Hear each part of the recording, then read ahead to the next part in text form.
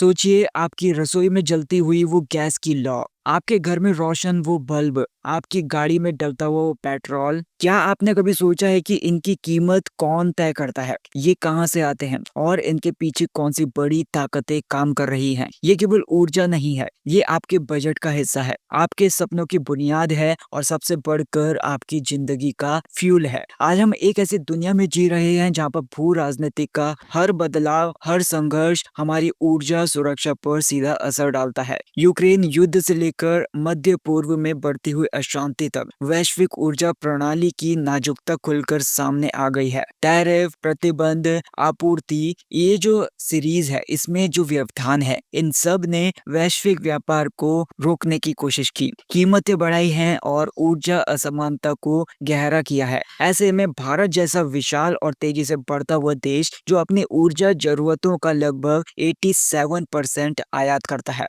ये कैसे अपनी राह बना रहा है, कैसे ये इन तूफानों के बीच में बैलेंस कर पा रहा है? ये केवल तेल खरीदने या फिर बेचने की कहानी नहीं है, ये भारत की बदलती कूटनीति की कहानी है। ये दिखाती है कि भारत अब किसी की सुनता नहीं है, केवल अपने हितों को पहली प्रायोरिटी देता है। तो कहानी की शुरुआत होती है भारत की एक ऐसी चाल से जिसने दुनिया की दो महाशक्तियों अमेरिका और रूस दोनों को सोचने पर मजबूर कर दिया। 2022 में भारत का अमेरिकी तेल आयात 5 लाख बैरल प्रतिदिन तक पहुंच गया था, फिर थोड़ा सा घटा, लेकिन अक्टूबर 2025 में ये आंकड़ा 5.37 लाख बैरल प्रतिदिन तक पहुंच गया। ये एक रिकॉर्ड है। सोचो ऐसा क्यों हुआ? क्योंकि भारत अचानक अमेरिकी तेल का इतना बड़ा खरीदार बन गया, वो भी भारी डिस्काउंट के ऊपर। दरअसल अमेरिका की वेस्ट टेक्सास इंटरमीडिएट यानी कि WTI क्रूड के जो दाम है वो हाल ही के कुछ महीनों में गिर गए थे। चीन की आर्थिक समस्याओं के कारण उसमें खरीद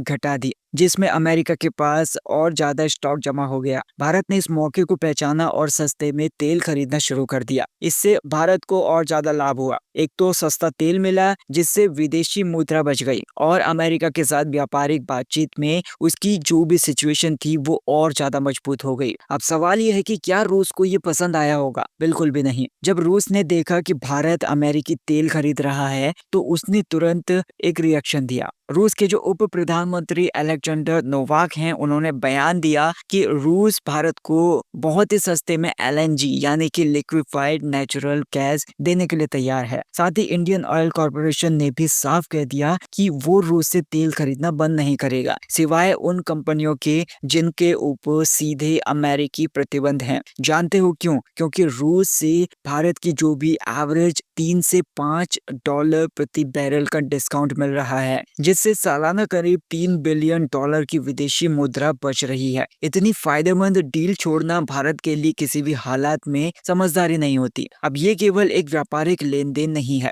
ये भारत की कूटनीतिक जीत है, जहां पर उसने अपनी ऊर्जा जरूरतों को सस्ते में पूरा किया और अमेरिका और रूस दोनों के बीच में एक नाजुक बैलेंस भी बना लिया। भारत अब किसी के भी पक्ष पर एक अंधे की तरह निर्भर नहीं है। ये एक शानदार और मैच्योरिटी से भरी हुई स्ट्रेटेजी है, जहां पर भारत ने खुद को मजबूत सिचुएशन में खड़ा कर दिया है। लेकिन इस पूरी कहानी का एक पहलू भी है। सोचिए अगर भारत ये बैलेंस नहीं बना पाता, अगर उसे केवल एक देश से महंगा तेल खरीदना पड़ता, तो उसकी कीमतें कौन चुकाता? हम या फिर आप? पेट्रोल डीजल की बढ़ती हुई कीमतें, बिजली के बिलों में इजाफा, ये सीधे हमारी जेब पर असर डालते हैं। खाने पीने की जो भी चीजें हैं, उनसे लेकर रोजमर्रा की जो भी जरूरतें हैं, उन तक हर चीज महंगी हो जाती। हमारी जो सेविंग है वो कम हो जाती, हमारे सपने धुंधले होने लग जाते। ऊर्जा सुरक्षा केवल बड़े देशों की बात नहीं है, ये हर भारतीय के जीवन से जुड़ी हुई है। अगर भारत अपनी ऊर्जा आपूर्ति को डाइवर्सिटी नहीं बनाता, तो उसे किसी भी टाइम पर दबाव का सामना करना पड़ सकता है। अगर रूस पर और ज्यादा सख्त प्रतिबंध लगते या फिर मध्य पूर्व में तनाव बढ़ता, तो भारत के पास दूसरे कोई ऑप्शन नहीं होते और हम फंस जाते। ये केवल आंकड़े का खेल नहीं है, ये लाखों करोड़ों परिवारों की आर्थिक सुरक्षा का सवाल है। अब ये चिंताएं रियल भी हैं और भारत की जो रणनीतियां हैं इन्हीं आशंकाओं को दूर करने की कोशिश करती हैं। भारत ने इस चुनौती को एक अवसर के रूप में बदल दिया। आज भारत 2070 तक शुद्ध शून्य उत्सर्जन का लक्ष्य लेकर चल रहा है और 2030 तक अपनी 50% बिजली गैर जीवाश्म स्रोतों से पैदा करने की राह पर है। सौर ऊर्जा में भारत की जो क्षमता है वो विश्व में चौथी सबसे बड़ी है, जिसमें पिछले 11 सालों में 36.5% की चक्रवर्ती वार्षिक वृद्धि दर देखी गई है। अब ये केवल आयात के ऊपर निर्भर नहीं है, हम अपनी ऊर्जा को खुद बनाने की ओर आगे बढ़ रहे हैं। ग्रीन हाइड्रोजन, ऊर्जा स्टोरेज और इलेक्ट्रिक जो भी व्हीकल्स हैं, ये सब नए मौके हैं जो भारत को न केवल ऊर्जा आत्मनिर्भर बनाएंगे बल्कि वैश्विक ऊर्जा संक्रमण में एक इम्पोर्टेंट खिलाड़ी भी बनेंगे। जून 2025 तक भारत अपनी कुल स्थापित बिजली उत्पादन क्षमता का लगभग 49%